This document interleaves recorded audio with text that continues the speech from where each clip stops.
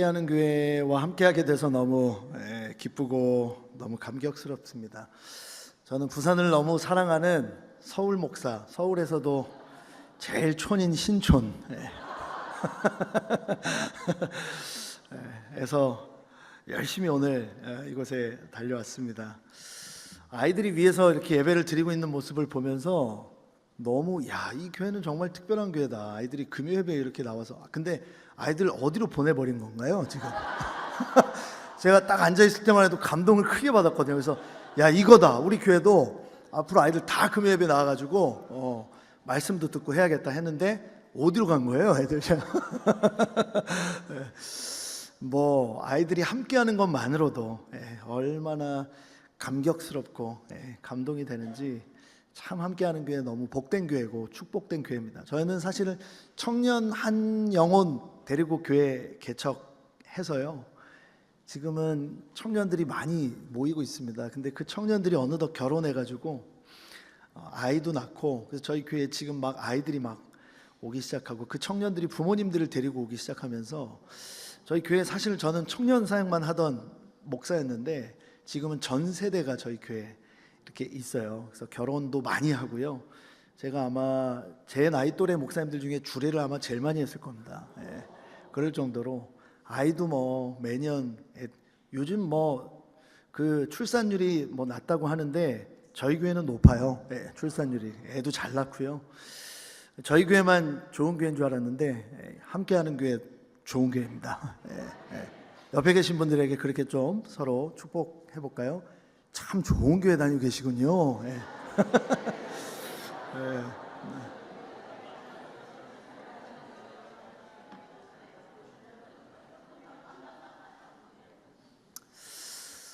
오늘 부산에 왔는데 목사님이 맛있는 또 밥도 사주시고, 부산에서 아주 유명한 집인 것 같아요.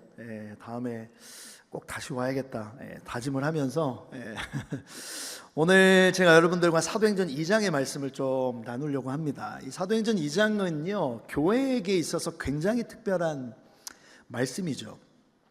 여러분, 우리가 한 사람의 인생을 놓고 봤을 때 가장 특별한 날 하루를 꼽으라고 하면 아마 각자가 태어난 생일 날일 겁니다. 그래서 결혼을 하면 서로 부부의 생일을 기억해주고, 아이가 태어나면 그 아이의 생일을 챙겨주고, 그렇죠? 그만큼 특별한 날이죠. 내가 이 땅에 태어난 날이니까요. 여러분, 믿음의 성도, 예수님을 믿고 구원받은 성령과 피로써 거듭난 믿음의 성도에게는요, 예수님을 믿고 다시 거듭난, 다시 태어난 그 날이 아마 가장 특별한 날이 될 겁니다. 자, 그렇다면 교회에게 있어서 가장 중요한 날을 하나를 꼽으라면 그것은 교회가 탄생한 날이겠죠. 오늘 우리가 읽었던 본문 사도행전 2장 1절은요 오순절에 성령이 임하신 사건인데요, 바로 이 날이 교회가 시작된, 교회가 태어난 날이라고 볼 수 있을 겁니다. 시간상으로 보면요, 유대력으로 유월절 기간에 예수님께서 십자가에 못 박혀 돌아가셨고 3일 만에 부활하셨습니다. 성경에는 그 날을 안식 후 첫날이라고 표현을 하죠. 자, 그로부터 40일 동안 부활하신 몸으로 제자들에게 보이시고 나타나셨어요. 40일 후에 예수님은 승천하셨습니다. 예수님이 승천하시고 나서 대략 열흘 정도, 10일 후인 오순절에 성령이 강림하시면서부터 인류 역사상 최초의 교회가 시작이 된 것입니다. 그러니까 교회에게 있어서 이 오순절은 너무 특별한 날이고 너무 중요한 날인 것이죠. 오늘 우리가 읽었던 이 본문, 오순절 날이 이르렀을 때 한 가지 사건이 생기게 되는데, 저는 오늘 이 오순절에 일어난 사건보다는 그 바로 직전에 있었던 10일 동안, 다시 말해 예수님이 승천하시고 오순절이 되기까지 열흘 동안의 그 기간에 어떠한 일들이 있었는지에 대해서 조금 살펴보려고 합니다. 여러분, 이 열흘의 시간은요 굉장히 중요한 시간입니다. 이전의 한 시대를 끝마치고 새로운 한 시대를 여는, 새로운 역사의 한 페이지를 넘기는 전환의 시간이기 때문에 그렇죠. 이 10일간의 시간에 주목했던 성경의 인물이 있습니다. 누구냐면요, 누가라는 사람입니다. 이 누가는요 2권의 성경을 썼습니다. 첫 번째 성경이 뭐죠? 네. 상당히 수준이 높으신 성도님들이십니다. 그걸 맞히시다니. 자, 그 두 번째 거는 제가 얘기할게요. 누가복음하고 또 하나는요, 사도행전입니다. 그러니까 이 누가는 그 직업이 의사였는데, 이 누가복음과 사도행전이라는 이 두 권의 책, 특별히 첫 번째 썼던 책인 누가복음의 마지막 장과 사도행전의 첫 번째 장을 통해서 이 누가는요, 자기만의 아주 독특한 방식으로 이제 곧 도래하게 될 교회 시대, 새로운 시대가 오고 있다는 것을 우리에게 미리 암시하고 알려주고 있는데요. 자, 그 네 가지 정도의 특징을 제가 조금 먼저 설명을 드릴게요. 첫 번째, 새로운 장소를 통해서 우리에게 새로운 시대가 오고 있다는 것을 가르쳐 줍니다. 자, 누가복음 24장 51절에서 53절 말씀에 보면요, 예수님이 승천해서 올라가실 때를 이렇게 기록하고 있습니다. 우리 같이 한번 읽어보겠습니다. 시작. 축복하실 때에 그들을 떠나 하늘로 올려지시니 그들이 그에게 경배하고 큰 기쁨으로 예루살렘에 돌아가 늘 성전에서 하나님을 찬송하였다라고 해요. 예수님이 승천하시고 제자들이 주님을 기쁨으로 예배하고 찬송했는데 그 장소가 어디였어요? 성전에서요. 성전에서. 자, 그런데 이와 똑같은 상황에 대해서 사도행전에서는 이렇게 기록하고 있습니다. 1장 12절에서 13절입니다. 함께 읽어보겠습니다. 시작. 제자들이 감람원이라 하는 산으로부터 예루살렘에 돌아오니 이 산은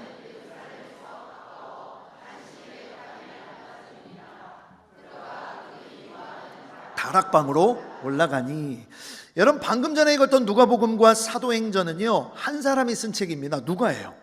근데 이 상황은 다른 상황, 다른 인물, 다른 사건이 아니라 같은 사람들이 같은 장소에서 함께 예배를 드렸던 똑같은 상황에 대해서 기록을 하고 있어요. 근데 제자들이 하나님을 예배했던 곳이 누가복음에서는 성전이라고 기록하고 있고 사도행전에서는 다락방이라고 기록하고 있다는 거예요. 똑같은 상황을 마치 다른 장소인 것처럼 착각하게 기록한, 착각이 들 만큼 기록한 의도가 뭐라고 생각하십니까? 같은 장소입니다. 제자들은요, 다락방에 있었어요. 근데 누가복음에서는 그것을 성전이라고 표현하고 있는 것이거든요. 이런 의미인 것이죠. 전통과 형식만 남아버린 옛 부대로서의 성전 시대는 이제 끝이 나고 새 부대인 교회 시대, 성령을 통해 시작되는 교회 시대가 올 것에 대해서 암시하고 있는 것입니다. 자, 두 번째는요, 12 제자들 중에는 친형제 사이가 있었습니다. 저도 남동생이 있거든요. 제가 장남이고 저에게 남동생이 있는데 대표적으로 성경에서 제자들 중에 베드로와 안드레가 형제예요. 그리고 야고보와 요한이 형제입니다. 친형제라고요. 근데 사복음서에서는요, 이 제자들의 이름이 기록될 때 항상 반드시 혈연끼리 묶습니다. 두 사람씩 세트로 묶어요. 그리고 반드시 형의 이름이 앞에 나옵니다. 할렐루야. 제가 형이라고 말씀드렸죠? 어디 까불고 말이야. 그러니까 굉장히 사실은 이거는요, 철두철미하게 지키는 성경의 패턴이에요. 자, 그런데요, 사도행전에서 들어오면서 이 패턴이 바뀌어요. 사도행전 1장 13절 함께 읽어보겠습니다. 시작. 그들이 유하는 다락방으로 올라가니 베드로, 요한, 야고보, 안드레와 빌립, 도마와 바돌로메, 마테와 및 알페오의 아들 야고보, 셀로신, 시몬, 야고보의 아들 유다가 다 거기에 있었다라고 얘기합니다. 자, 제가 빨간색으로 표시한 부분만 보세요. 베드로와 안드레가 형제입니다. 야고보와 요한이 형제예요. 근데 순서가 어떻게 됐어요? 베드로, 요한, 야고보, 안드레로 바뀐 거예요. 복음서에서는 이렇게 기록하지 않습니다. 이 순서는 뭐냐면요, 사도행전에 기록된 순서는 초대교회인 예루살렘 교회를 섬겼던, 우리가 좀 쉽게 표현하자면 담임 목사님, 지도자들의 순서입니다.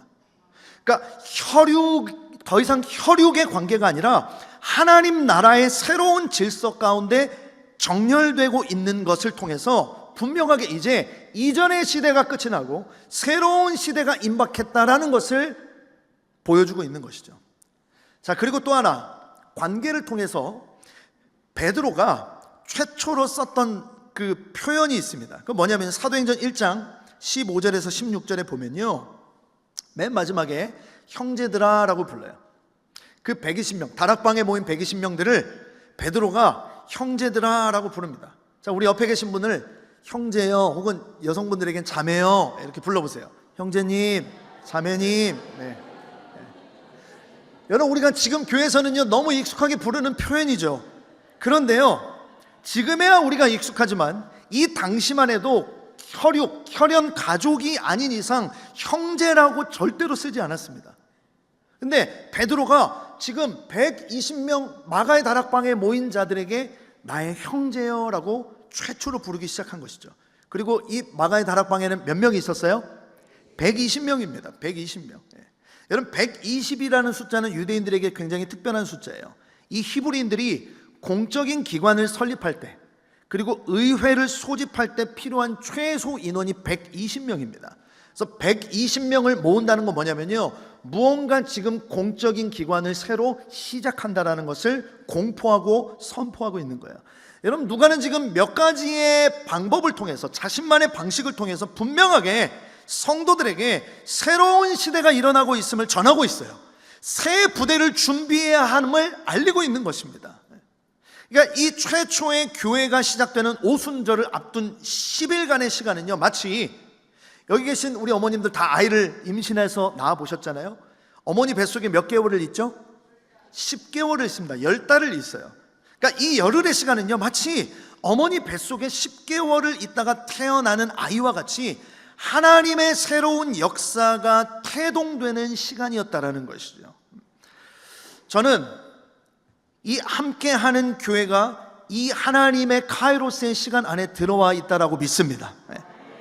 자, 그렇다면 오늘 우리가 이 열흘간의 시간에 집중할 텐데, 마가다락방의 120명 제자들이 오순절을 앞둔, 이 오순절에 이제 교회의 시대가 열리는 거예요. 이 오순절을 앞둔 열흘의 시간 동안 무엇을 했는지, 어떻게 준비하고 오실 성령을 기다렸는지를 우리가 살펴보는 시간을 통해서 오늘 우리 이 교회, 함께하는 교회에 주실 새로운 부흥과 하나님의 새로운 일을 우리가 어떠한 마음으로 기다리고 기대하고 소망하고 준비해야 하는지를 살펴보기를 바랍니다. 오늘 이 시간을 통해서 하나님이 우리에게 말씀하시고 그 말씀의 은혜가 충만히 임하는 시간이 되기를 주의 이름으로 축원합니다. 자, 이들은 열흘 동안 뭘 했을까요? 첫 번째, 그들은요 기도에 힘썼습니다. 사도행전 1장 14절 말씀에 보니까 오로지 기도에 힘쓰더라 라고 되어 있어요. 여러분, 기도에 힘썼다라는 건 뭘 했다는 거예요? 기도에 내 전부를 건 거예요. 기도에 내 모든 것을 건 거예요. 여러분, 이렇게 기도해 본 적이 있으십니까?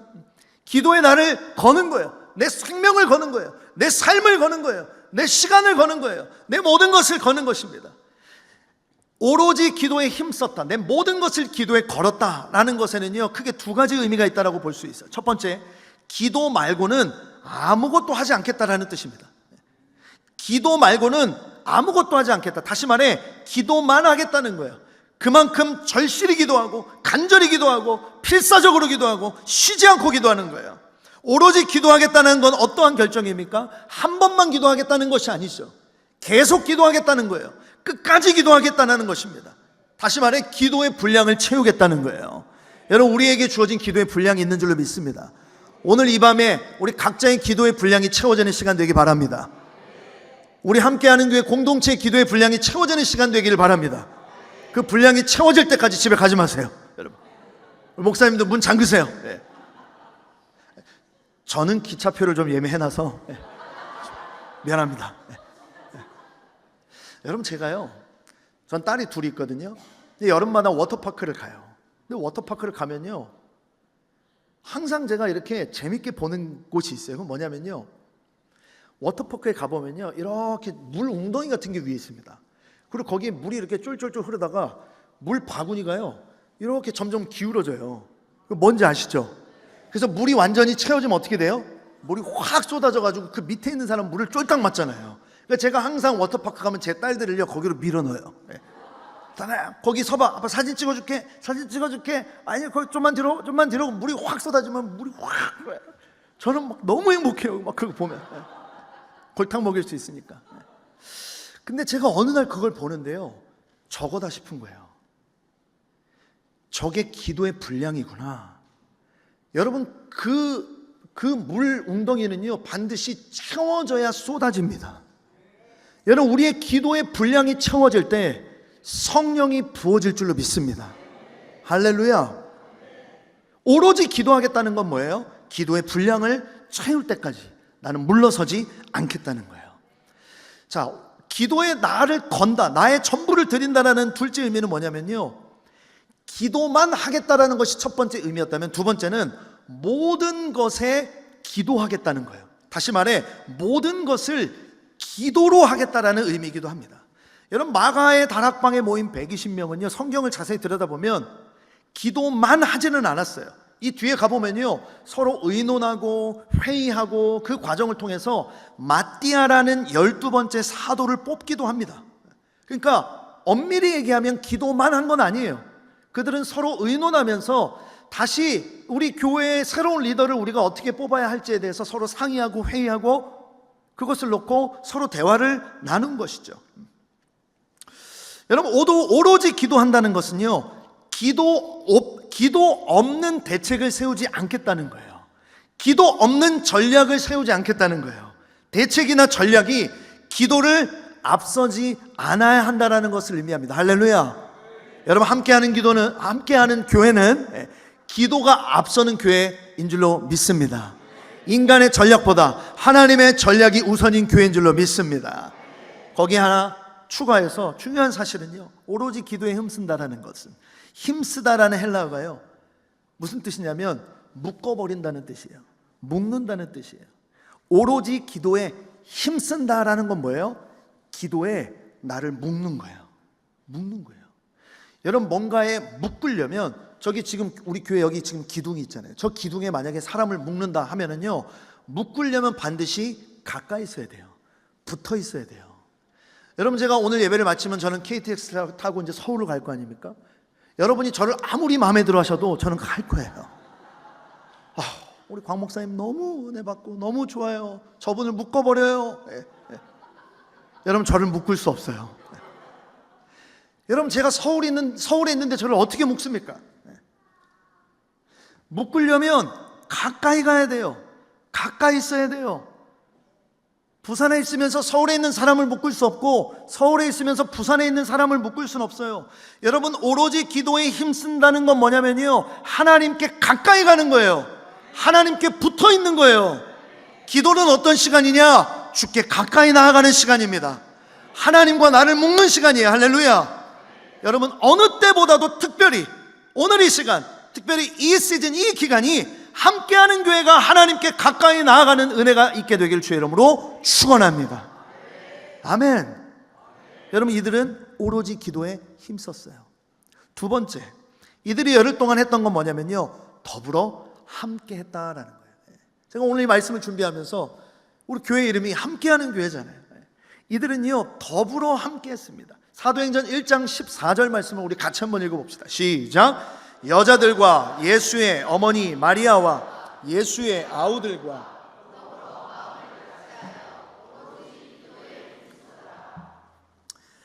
여러분, 120명의 주의 제자들이 오로지 기도에 힘쓰긴 했는데 어떻게 힘썼냐? 더불어 마음을 같이 하여 기도에 힘썼대요. 근데 여러분, 제가 한번 설명드려 볼게요. 지금 마가 다락방에 모여있는 사람들이 어떤 사람들이냐? 절대로 마음을 같이 모을 수 없는 사람들만 아주 그냥 세트로다가 여기 모아놓은 겁니다. 예수의 어머니가 있었죠.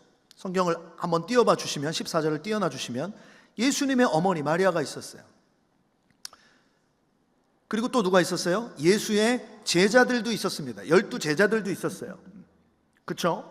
도망쳤던 제자들이 있었단 말이죠. 여러분, 예수님의 어머니 입장에서 이 제자들이 너무 사랑스러웠을까요? 꼴도 보기 싫었을까요? 아들이 십자가에 못 박혔을 때 이 제자들이 어떻게 했어요? 다 도망쳤잖아요. 다 도망쳤어요. 여기 나오는 여인들은 어떤 여인들입니까? 예수님을 끝까지 따랐던 여인들이고, 예수님의 부활을 처음으로 목격했던 여인들, 신실한 여인들이었어요. 근데 이들과 누가 함께 했어요? 예수의 아우들이요. 예수님의 아우들이 있었어요. 이 아우들은요, 예수님을 믿지 않았습니다.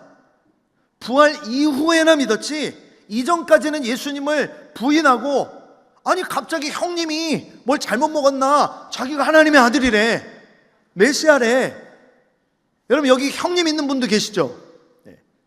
여러분의 형님이 어느 날 오더니 내가 예수다라고 얘기하면 여러분 믿으시겠어요? 대한민국에 예수가 34분이 계시다고는 하던입니다. 네.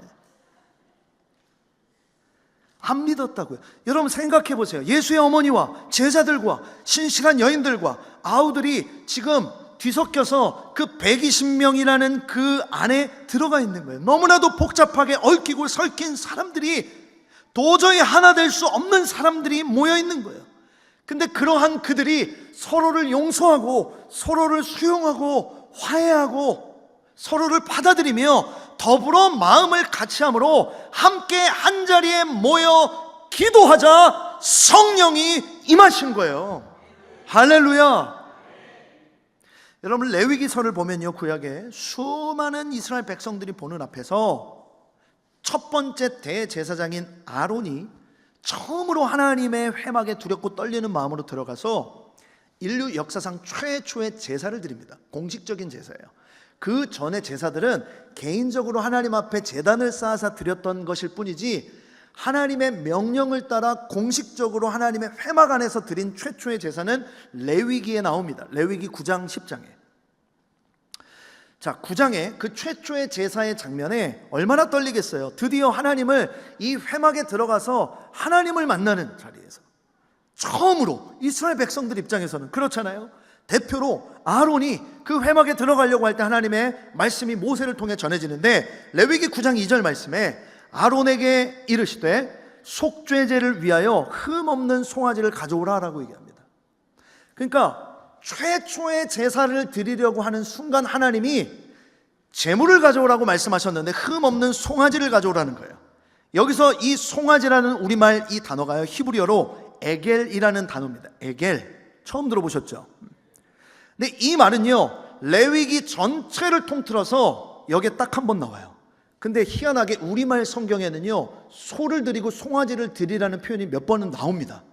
근데 그 단어가 히브리 언어로는요, 다 다른 단어를 썼던 거예요. 특별히 이 9장 2절에 최초의 제사의 순간 드려야 할 제물이라는 이 송아지에서 나오는 에겔은 레위기에서 여기서 딱 한 번이 나와요. 그리고 성경 전체에서 두 번이 나옵니다. 레위기 9장에서 나오고, 그러면 또 한 번이 어딘가에 있는 거잖아요. 그게 어디냐면 출애굽기 32장 4절입니다. 이 송아지와 똑같은 히브리어 에겔이라는 단어가 여기서 나와요. 함께 읽어봅시다. 시작. 아론이 그들의 손에서 금고리를 받아 부어서 조각칼로 새겨 송아지 형상을 만드니 그들이 말하되 이스라엘아, 이는 너희를 애굽 땅에서 인도하여 낸 너희의 신이로다 하는지라. 여러분 뭐가 상상이 되세요? 아론이 처음으로 회막 안에 들어가서 제사를 드리려고 할 때 하나님은 송아지를 바치라라고 말씀하셨어요. 에겔을 바치라는 거예요. 근데 성경에서 이 에겔은 흔한 단어가 아닙니다. 이 레위기의 앞에 딱 한 번 나와요. 출애굽기 32장. 언제예요? 아론이 백성들과 함께 금을 부어서 송아지 형상, 우상을 만들어서 우상 숭배를 했을 때 그 송아지와 하나님이 드리라라고 말씀하신 송아지가 같은 단어인 거예요. 여러분 첫 번째 제사의 풍경을 한번 상상해 보십시오. 드디어 처음으로 회막에서 하나님께 제사를 드리는 순간이에요. 근데 하필 이때 모세의 입술을 통해 말씀하셨어요. 아론에게. 그러니까 모세도 들은 거죠. 모세와 아론에게 하신 말씀이 뭐냐면 에겔인 거예요. 에겔. 여러분 이 에겔이라는 단어를 하나님으로부터 들었을 때 모세와 아론이 어떤 마음이 들었을까요? 하나님 앞에 드디어 영광스러운 예배를 드리려는 그 순간 이 두 형제 안에 어쩌면 마음속에 감춰두었던, 꾹꾹 눌러두었던 서로에 대한 상처와 쓴뿌리가 올라오게 만드는 사건이 금송아지 사건인데, 그 송아지를 제물로 드리라고 말씀하신 거예요. 여러분 상상해 보세요. 시내산에서 하나님의 영광 앞에서 주의 말씀을 받는 동안 형이라고 하는 사람이 백성들과 함께 금을 부어서 우상에게 절하는 국가적인 범죄를 짓고 있는 그 순간을 보면서 모세는 어땠을까요? 여러분, 이 일로 인해서 이스라엘이 심판을 받게 됩니다. 형 아론은 어땠을까요? 본인이 주도한 게 아니잖아요. 엄밀히 얘기하면 백성들 때문에 어쩔 수 없이 모세가 안 내려오니까, 야, 그럴 거면 좀 빨리 좀 내려오지, 뭐 한 거야? 형 그걸 못 기다려. 서로 충돌했던 사건이죠. 그동안 그냥 덮어놨던, 누르고 참아왔던 두 형제의 그 마음 깊은 곳에 있는 상처가 확 드러나는 순간이에요. 여러분, 이 순간 두 형제는 어떤 선택을 했을까요? 이 순간에요, 성경에서 굉장히 특이하고 놀라운 장면이 나옵니다. 레위기 9장 23절이에요. 자, 이 말씀, 이 두 형제가 이 순간 어떻게 반응했을까? 우리 같이 한번 읽어보겠습니다. 시작. 모세와 아론이 회막에 들어갔다 나와서. 아니, 이게 뭐 그렇게 특별한 장면일까요? 여러분, 제가 저희 교회 청년들과 1년 동안 레위기 전체를 같이 제가 강해하고 연구하고 그 말씀을 붙잡고 2년 전에 1년 동안 저희 온 성도들이 이 레위기 말씀만 붙잡고 예배를 공부한 적이 있었어요. 근데 제가 연구하다가 깜짝 놀라는 장면을 발견한 거예요. 이 구절이에요. 모세와 아론이 회막에 같이 들어간 거예요. 굉장히 평범해 보이지만 사실 이전에도, 그리고 이 구절 이후에도 두 사람이 함께 동시에 회막 안에 들어갔다라는 기록은 성경에 전무후무합니다. 딱 한 번이에요. 여기가 유일해요. 무슨 뜻이겠습니까? 두 형제는요, 서로의 실수와 서로의 허물을 끌어안기로 결정한 거예요. 오늘 사도행전 표현을 빌려오자면 더불어 마음을 함께하여 예배의 자리, 회막 안에 들어간 겁니다. 자, 그 결과가 레위기 9장 23절 하반절에 이렇게 기록이 되어 있어요. 함께 읽어보겠습니다. 시작. 여호와의 영광이 온 백성에게 나타났다. 할렐루야. 여러분, 저는 함께하는 교회 가운데 하나님의 영광이 임할 것을 소망합니다. 할렐루야. 여러분, 성경에 어떻게 그 일이 가능했어요?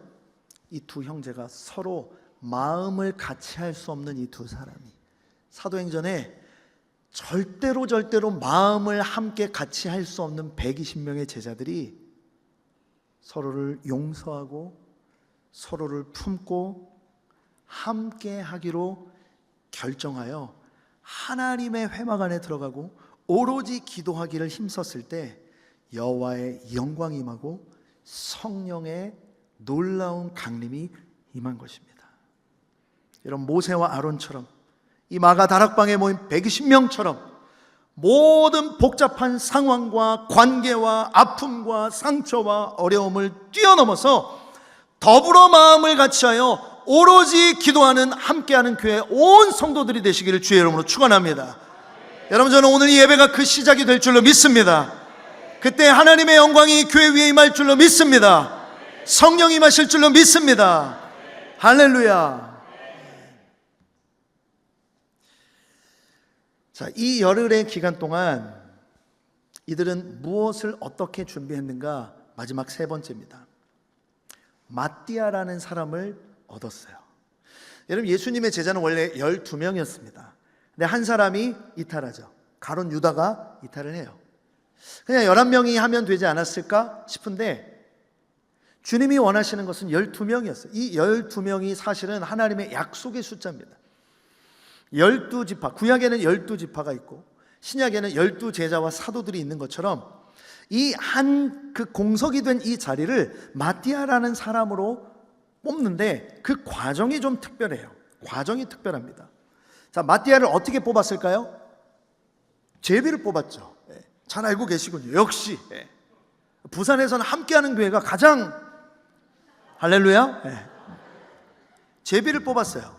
자, 그런데요, 성경을 자세히 들여다보면 우리는 그냥 제비를 뽑았다라고만 생각을 하는데 성경을 자세히 들여다보면 먼저는요 120명 중에 몇 가지의 검증 절차, 기준을 통해서 그 기준을 통과한 아주 신실한 두 사람을 뽑습니다. 제비를 뽑은 게 아니라 그 두 사람을 함께 상의하고 그 기준을 세워서 뽑은 거예요. 사도행전 1장에 보면 22절과 23절에 항상 우리와 함께 다니던 사람 중에, 자, 그 기준이 뭐냐면 항상 우리와 함께 다니던 사람 중에 한 명이어야 돼요. 그리고 우리와 더불어 예수께서 부활하심을 증언할 사람이어야 하는 거예요. 다시 말해 신실한 사람이어야 하는 거예요. 그러니까 120명을 데려다 놓고, 여기 지금 대략 한 몇 명 정도 있을까? 한 200~300명 계시는 것 같은데, 우리 중에 자 여러분 제가 제비 뽑습니다. 자 여러분 떨리시죠? 누구 해가지고 김 집사님 뽑혔습니다. 예, 우리의 사도이십니다. 예. 그런 게 아니라는 거예요. 먼저는 하나님의 사람, 믿음의 사람, 부활의 증인으로서 우리 가운데 대표가 될 만한 사람 두 사람을요, 다시 말해 검증 절차를 통해 신실한 두 사람을 먼저 뽑아둔 거예요. 그리고 나서 23절을 이어서 보시면요, 그들이 두 사람을 내세우니 하나는 바사바라고도 하고 별명은 유스도라 하는 요셉이요, 하나는 마띠아였다라고 얘기합니다. 자, 그리고 나서 1장 26절로 가보세요. 함께 읽어보겠습니다. 시작. 제비 뽑아 마띠아를 얻으니 그가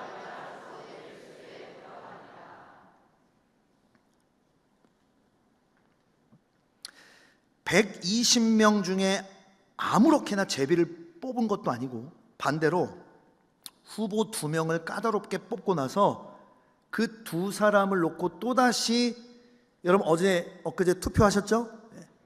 투표를 해서 선출을 한 게 아닙니다. 120명 중에 2명은 사람이 뽑고 2명 중에 1명은 제비를 뽑은 거예요. 다시 말해 인간의 최선과 인간의 준비와 하나님의 주권적 섭리가 만나서 마띠아가 세워진 겁니다.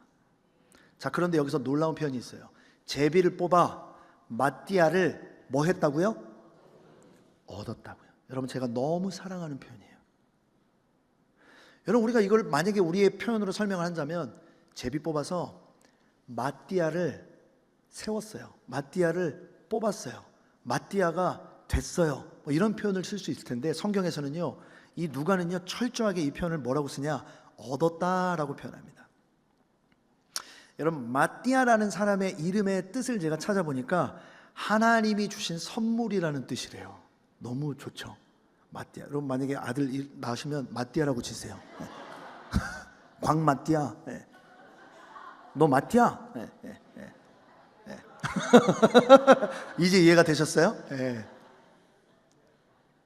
하나님의 선물. 자, 그런데 그 하나님의 선물을 얻었대요.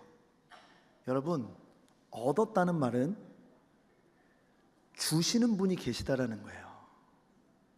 그러니까 우리가 우리의 힘과 노력으로만 뽑은 게 아닙니다. 하나님의 주권적 섭리와 인간 편에서의 최선의 그 준비가 만나서 하나님의 선물이 주어졌는데, 그 선물을 이들은요 얻었다라고 표현하는 거예요. 이 얻으니라는 헬라어가 핍토라는 뜻인데요, 떨어지다라는 뜻입니다. 더 정확하게는 위로에서부터 떨어지다예요. 위에서부터 떨어지다. 여러분, 이 마띠아는요 하나님이 위에서부터 떨어뜨려 주신 선물이에요. 선물. 여러분, 이 하나님의 선물이 어떻게 얻어집니까? 인간 편에서의 최선을 다한 준비가 있었어요.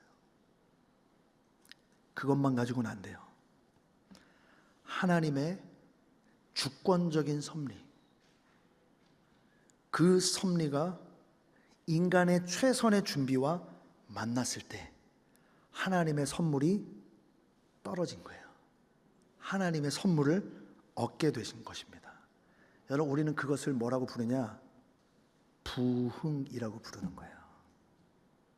부흥은 다른 것이 아닙니다. 우리가 그냥 가만히 있는데, 아무것도 안 하고 가만히 앉아 있는데 하나님이 부어주시는 게 부흥이 아니라, 하나님은 아무 일도 하지 않으셨는데 우리의 철저한 우리의 노력과 계획과 기획과 우리의 모든 힘으로 만들어낸 것도 아니에요. 그건 부흥이 아닙니다. 하나님의 부흥은 우리의 책임과 우리의 최선과 우리가 기도와 말씀과 정결과 거룩한 삶으로서 우리가 최선을 다해 준비한 그 시간 속에 하나님의 은혜의 주권적 섭리가 부어짐으로 만나는 지점에서 일어나는 하나님의 역사인 줄로 믿습니다. 제가 왜 이 말씀을 드리냐? 하나님은 이 함께하는 교회를 향해 부흥을 준비하고 계세요. 할렐루야.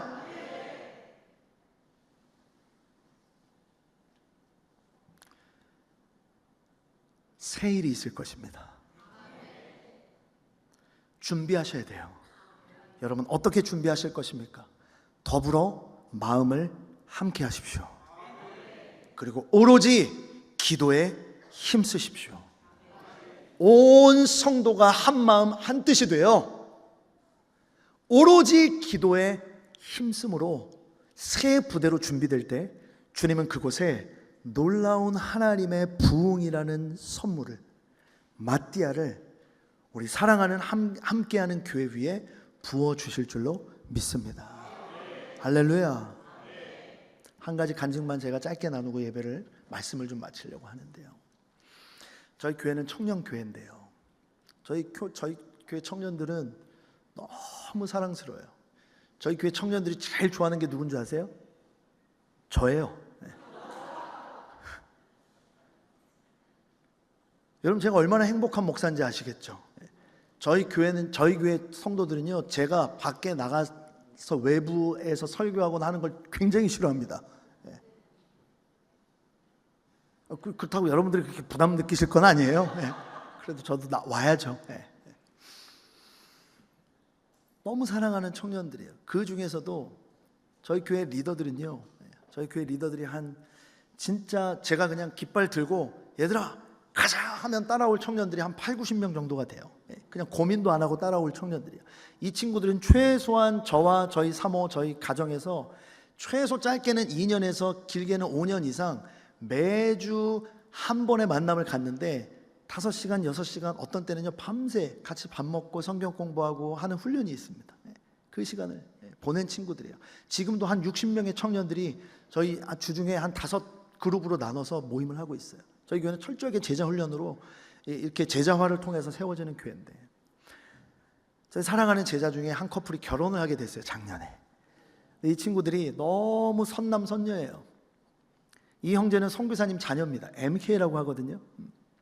그 두 사람 다 MK 단체를 섬기는 간사예요. 근데 결혼을 앞두고 웨딩 촬영을 하기 이틀 전에 이 자매가 골수 6종 혈액암 판정을 받습니다. 네, 대한민국의 1%도 안 되는 희귀암이에요.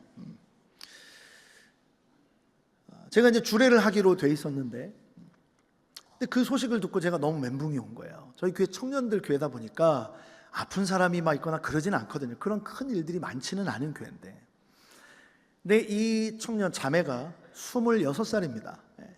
26살 너무 예쁜, 저희 교회에서 제일 예쁜 애예요.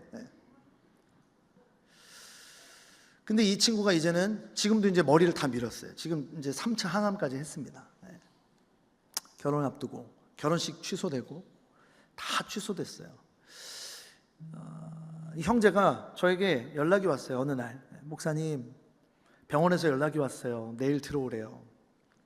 오늘 하루밖에 안 남았어요. 내일 이제 머리도 밀어야 되고 시연이가 이제 너무 힘들 것 같아요.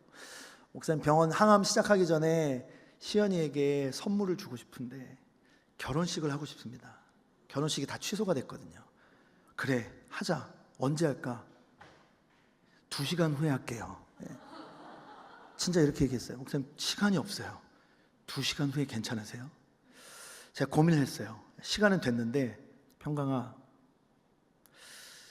하루만 미뤄서 내일 하자. 내가 결혼식 준비해 줄게. 저희 교회 사실은 작은 교회입니다. 개척교회고요. 저희가 리더들을 모았어요. 한 50명 모아서, 자, 이제부터 우리는 내일 교회에서 결혼식을 한다. 그러면서 제가 막 시켰어요. 그래서 하루 만에 밤새 잠도 안 자고 교회를요 결혼식장으로 만들었어요. 교회에서 돈 하나도 안 줬어요. 청년들이 자기 돈으로 가가지고 새벽 시장 가서 꽃 띄워오고 천 띄워오고 뭐 이렇게 막 저기 뭐예요 이렇게 그 버진로드 만들고 뭐 달고 음식을 다 해가지고 그 다음 날이요 한 250명 정도 왔습니다. 저희 교회는 꽉 들어와도 180명이거든요. 들어올 수가 없었어요. 2시간 동안 결혼식을 하는데요 그냥 예배였어요. 그 250명이 펑펑 울었어요. 한 사람도 울지 않은 사람이 없어요. 근데 그 시간이 지나고 항암을 들어갔어요. 저희 청년들이 몇 사람이 이 자매를 위해서 기도해 주겠다고 삼성병원에서 치료를 받는데 삼성병원 기도실에 들어가서 매주 토요일마다 가서 기도를 해주는 거예요. 근데 제가 얘기를 들어보니까 한 처음에 5명이 갔다가 7, 8명이 되고 10명이 되고 20명이 가는데 매주 너무 시끄러워서 목사님이 쫓아냈다는 거예요. 병원 기도실에서 그 옆에 불교도 있고 천주교도 있고 한데 교회가 너무 시끄럽다고 저희를 쫓아낸 거예요.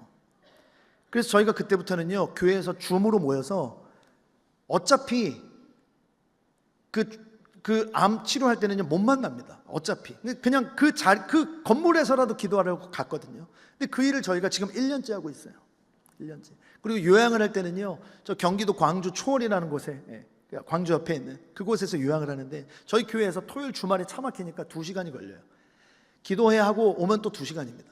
이 일을 저희가 병원을 가고 요양원을 가고 못 만날 때는 교회에서 막 30명 40명씩 모여서 줌으로 영상을 띄워가지고 그 자매를 위해서 기도하고 이것을 한 주도 쉬지 않고 하고 있어요. 근데 놀라운 일이 벌어졌어요. 그 자매의 치유를 위해서 기도하다가 청년들이 처음에 5명, 10명, 20명, 30명 매주 그렇게 가다가 이 청년들에게 기도에 불이 떨어진 거예요. 사실은 기도를 해주러 갔는데 아직까지도 치유가 안 됐어요. 솔직히 말씀드리면 3차 항암까지 고통스럽게 받았습니다. 아직도 결과를 알 수 없어요. 아직도 치유가 되지 않았는데 놀라운 건 뭐냐면 그 한 지체를 위해서 한 영혼을 위해서 1년 동안 기도하러 갔던 청년들이 치유가 되기 시작한 거예요. 여러분 제가 저희 청년들에게 늘 하는 얘기가 있습니다. 우리가 선교를 하러 열방을 가잖아요. 도시에 전도를 하러 가잖아요. 여러분 우리는 선교 가서 그 도시를 변화시키려고 해요. 여러분 진짜 변화되어야 할 것은 그 선교를 하기 위해 간 나 자신입니다. 가장 먼저 변화될 선교지가 어딘 줄 아세요? 나 자신이에요. 내 마음이라고요. 내 마음의 선교지가 변하지 않으면 여러분 그 어떤 것도 변화시킬 수 없는 것이죠. 그 한 영혼을 한 지체를 치유 기도를 위해서 청년들이요 매주 그렇게 여러분 요즘 청년들 그렇게 안 합니다. 함께하는 교회 청년 말고는 안 해요. 토요일 주말에 자신의 시간을 4시간, 5시간, 6시간을 한 사람을 위해서 1년 동안 희생한다는 것은 요즘 청년들에게는 상상할 수 없는 일이에요. 여러분 제가 가라고 시킨 것도 아니에요. 오히려 저는 한 번도 가라고 한 적이 없어요. 자발적으로 모임을 가기 시작해서 교회에서 토요일에 지금도 저희 교회에서는요 그 기도회를 가기 위해서 자동차가요 승합차, 승용차에서 7, 8대가 동시로 출발해요. 그러니까 토요일 하루를 버리는 거예요. 근데 그 일을 매주 하다가 이 청년들에게 기도의 불이 떨어진 거예요. 시간 관계상. 그러면서 그 저희 교회 가운데 일어나고 있는 일들을 저희 청년 한 명이 그냥 영상으로 찍기 시작했어요. 인터뷰를 하기 시작했고 그 영상을 제가 짧게 보고 좀 기도하는 시간을 가져보려고 합니다. 괜찮으시죠? 네. 저희 교회 자랑이 아니라 하나님이 지금 이 세대 청년들 가운데 어떤 일을 행하고 계신지. 요즘 교회가 어렵다 하는데 다음 세대가 떠난다 하는데 여러분 그렇지 않습니다. 주님이 곳곳에 기도의 불씨를 붙여주고 계세요.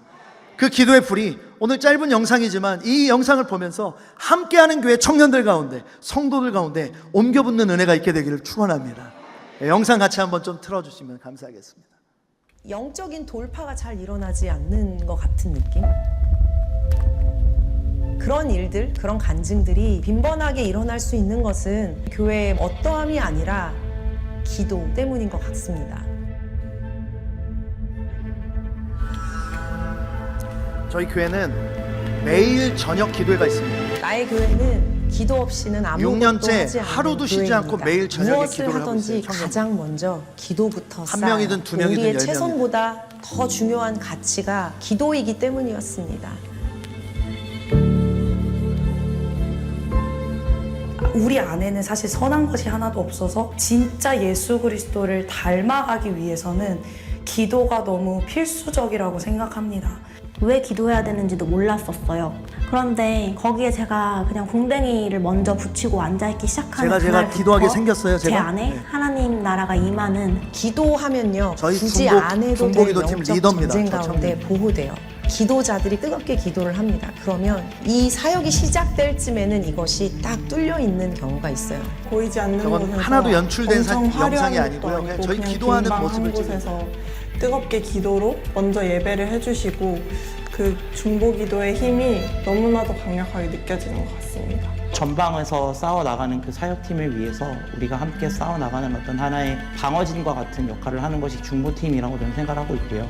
그 예배의 기류가 전환이 많이 되고 진짜 우리의 모든 시선과 중심이 하나님께로 집중되어 예배할 수 있도록 저희 이끄는 청년들의 가장 목소리가 강력한 무기가 기도원 원장님 기도라고. 목소리 내 수준으로 연주도 하나의 돼 선포고 있죠. 내가 예배하는 게 선포하는 자리구나. 팔짱 끼고 왔다가 하나님의 임재 앞에 오열하고 돌아가는 입술을 열어서 정말 믿음으로 선포할 때 그 어둠의 영이 실제적으로 끊어지고 예수 그리스도의 생명이 심어진다고 저는 정말로 믿어요. 노 기도, 노 사역. 기도하지 않으면 사역하지 않는다. 정말 학교도 정말 하나님의 나라의 일들을 생각하는 학교로 바뀌었구나. 중보기도자는 군사다. 하나님 앞에 그 기도를 쏘아 올릴 때 이게 강력하구나. 모두가 할 수 있는 기도라는 한 가지 무기를 통해서 하나님 나라의 전쟁에 가장 최선봉에 설 수 있다는 것 자체가 너무 영광스러운 자리고, 인생의 그 주 목적은 하나님 나라, 하나님에 있기 때문에 저의 어떤 쉼보다는 제가 할 수 있는 한은 최대한 연차를 다 사용해서라도 하나님께서 이끌어 저희 교회 가시는 청년들은 새로운 연차를 방식의 예배, 기도 모임을 위해서 그것이 씁니다. 중보기도팀 안에서도 세워질 것 같다는 기대감도 있고 무엇보다 하나님의 시선에서 바라볼 수 있는 주님과 더욱더 가까워지는 느낌이 드는 것 같습니다. 하나님 당신만을 구하고 더 원하게 되는 그런 갈망들이 많이 부어지지 않았나. 타성에 젖지 않고 매너리즘에 빠지지 않고 주님께 몰두된 기도, 주님을 집중하는 집중력, 그것들이 확장되는 것을 꿈꾸는 것 같아요. 기도는 기세다. 기세는 집중력이다. 주님은 기도하는 자들을 통해서만 일하세요. 한두 명이 모여서 마음이 맞는 사람들끼리 그렇게 한번 시작해 본다면 각지에서 숨어있는 곳에서 이 기도자들이 한 명 한 명 나오게 되는 것을 경험할 수 있을 것입니다.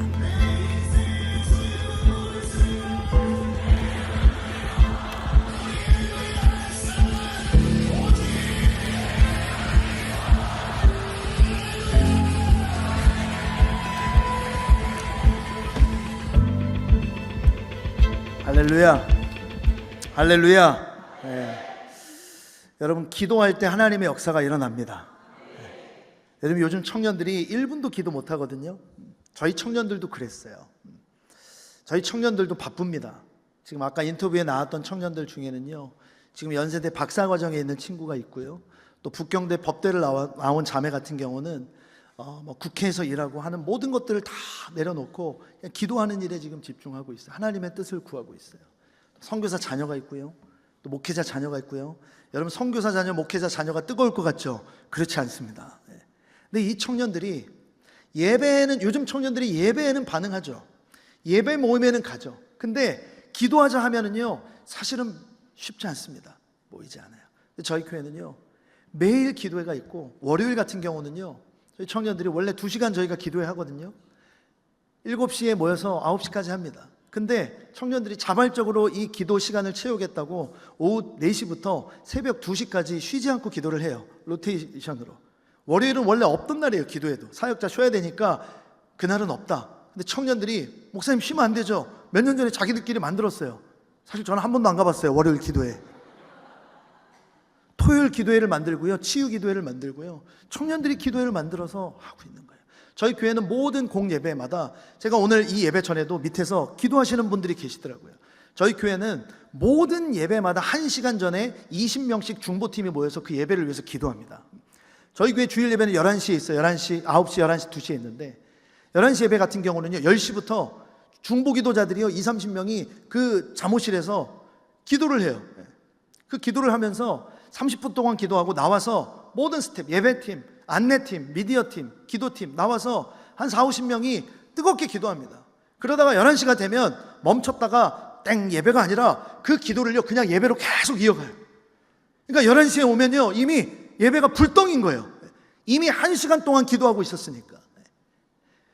그날 올 예배에 올 영혼들을 위해서 기도하고요, 전도해야 할 영혼들을 위해서 기도하고요, 그 도시를 위해서 기도하고요, 지역을 위해서 기도하고요, 곳곳을 위해서 기도할 때 놀라운 하나님의 역사와 간증들이 있어요. 물론 이 모든 일이 저희는요 그 한 영혼, 한 지체, 그 혈액암을 앓고 있는 그 지체를 위해서 기도하는 중에 이 일이 시작이 됐습니다. 지금도 이 기도의 불이 강력하게 붙고 있어요. 여러분 나중에 신촌 오실 일 있으면 티셔츠 뒤에 기도는 기세다, 이 티를 입고 있는 돌아다니는 이상한 애들이 있습니다. 신천지 아니고요, 신촌지입니다. 신촌지. 저희 교회 청년들이에요. 그래서 거리에 다니면서 계속 기도하는 거예요. 기도는 기세다, 기세에서 밀리지 말자 하면서. 여러분 그 기도의 기세를 우리 함께하는 교회가 계속 이어가 주셨으면 좋겠습니다. 이 부산의 기도의 기세는 함께하는 교회를 통해서 일어나기를 축복합니다. 더불어 마음을 같이 합시다. 할렐루야. 오로지 기도에 힘씁시다. 할렐루야. 우리의 최선의 준비 위에 주께서 부으실 여호와의 영광과 성령의 놀라운 그 역사가 이 교회 공동체 가운데 이 시즌에 놀랍게 일어나기를 주님의 이름으로 축원합니다. 아멘.